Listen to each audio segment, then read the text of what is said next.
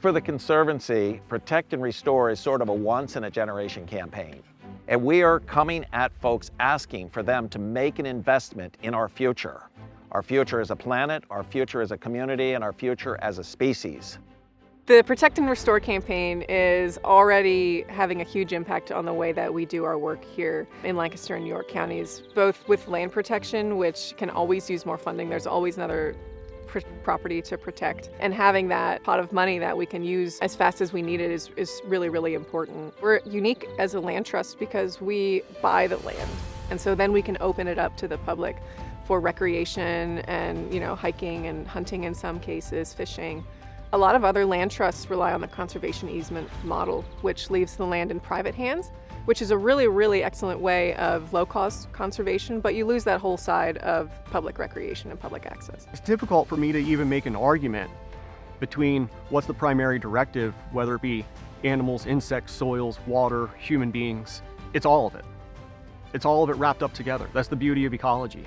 You can't have one without the other. They're completely tied together like a spider web. When you sit here at House Rock Overlook along the Susquehanna River and you look out across to York County, so much of the land you see is protected by the Conservancy, and much of it's only been protected very recently, and there's still a lot more to protect over there. But anytime you sit at one of these overlooks over the Susquehanna River, you can get a sense of the way these disparate parcels are interconnected.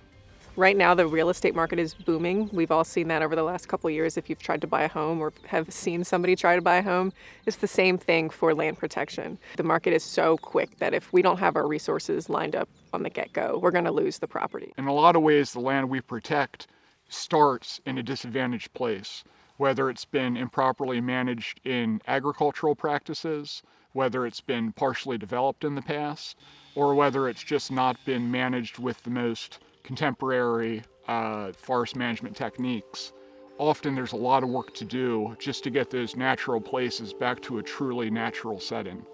It worries me that Lancaster County has an F grade in air quality, but I have cognizantly chosen this place as my home and to raise my family. So the work that I'm proud to do is to clean that up, but then to make it resilient as well. That's difficult. It's just going to take, all in all, a lot more resources. With every forest and every tree that we protect, we're protecting a part of our lungs, our community lungs, that are cleaning our air and that are capturing carbon and that are giving us a place to go and escape some of the modern challenges that we're facing. I think that for folks that don't take the time or have the experience or don't familiarize themselves with that experience of nature, it's easy to miss out on what an important part of our soul that is. That connection to the natural world and being a part of that harmonic system. We depend on nature. We don't survive if nature doesn't survive. We are nature and nature is us, and we've forgotten that, right? So there's what have you done for me lately kinds of reasons why we need to make sure the next generation understands the importance of protecting open space. Climbers Run Nature Center is located about 20 minutes outside of Lancaster City on Frogtown Road. It's a preserve that we've owned for 10 years. We have this beautiful barn. We've got a wonderful wetland, pond, and pristine trout stream, all within close proximity to the barn, which makes it ideal for educating people of all ages and mobilities. Partnerships are a key part of Lancaster Conservancy's success and the success of Climbers Run Nature Center. We invite nonprofit partners, schools, summer camps, community organizations that serve the youth, and for-profit businesses that have all contributed to making this a successful location to this point and who will help propel us into the future. The campaign is looking for millions of dollars, and you would probably say to yourself, wow, that's a lot of money. But it is a lot of money to buy land and to take care of it and bring the public to it so they can enjoy it as well. We set a goal of $21 million because that is the true need to accomplish the goals that we've set out for ourselves in just the next 5 years. We want to grow beyond 10,000 acres protected. And with this money, we're in a better position to do so.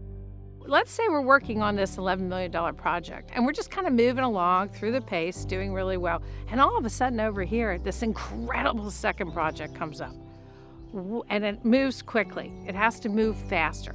How are we going to fund that? Only through this Protect and Restore campaign can we do things like that. One of the things I really love about the Conservancy is they take the long view. And so when we protect land, we protect it forever.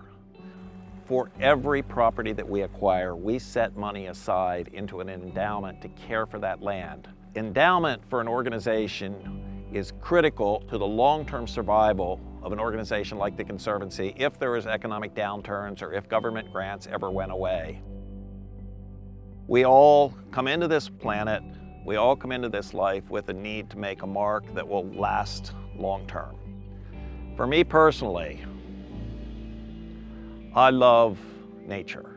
I love the outdoors. I love the way it feeds my soul.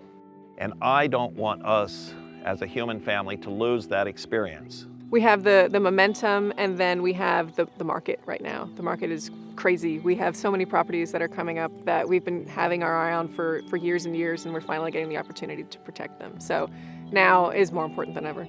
The future is an uncertain thing. The things that we feel confident about is that the pressures of development in this local area are going to continue. And the one thing we know as a certainty is that the amount of land is not going to increase. So one thing we're very confident of is that those pressures are going to collide and that the work we're doing in protecting the land has a limited time frame to be done. This is the future of our community. If, I think of the canoe track that we got, that could have been a warehouse. That was going to be a warehouse. You can't take that back. Once that warehouse is there, it stays warehouse. Once the subdivision goes in, it stays subdivision.